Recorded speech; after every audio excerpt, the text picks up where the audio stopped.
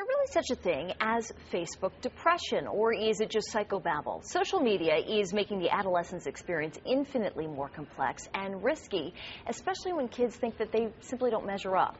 Well, I'm joined by Dr. Sharon Chirban, who's a psychology instructor at Harvard Medical School and staff psychologist at Children's Hospital in Boston.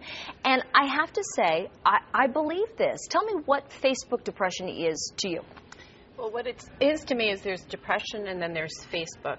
And children and teenagers who tend to be vulnerable already, their self-esteem tends to be vulnerable.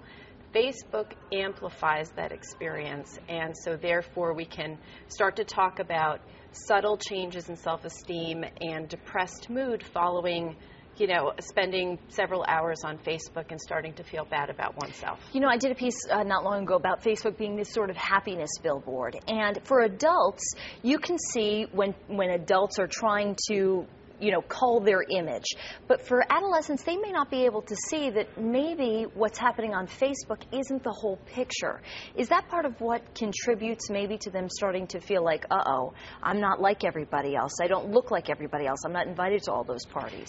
And that would be true of adolescents with or without Facebook. Okay. They take a snippet, like the goths wear these clothes, and kids get limited to very select pieces of information.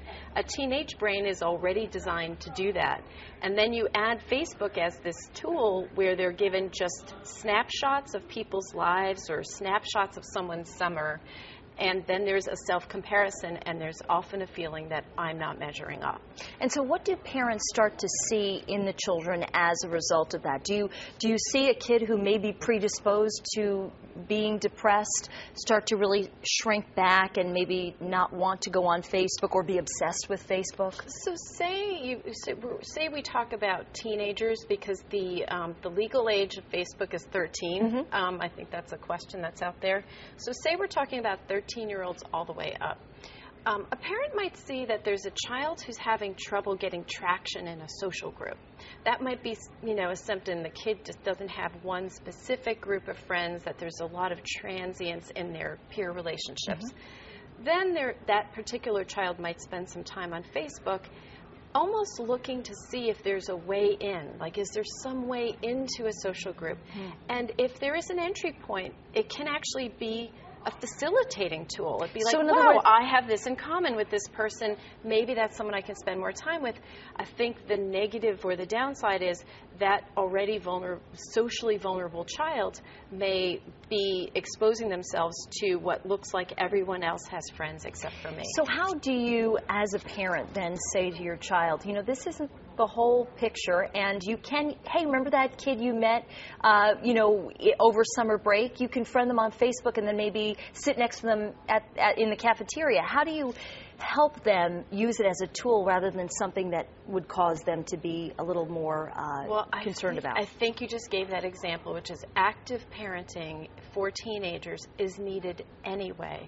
Kids need lots of coaching towards good friendships, away from friendships that may, in fact, either not support who they are or might have some undercurrent of bullying.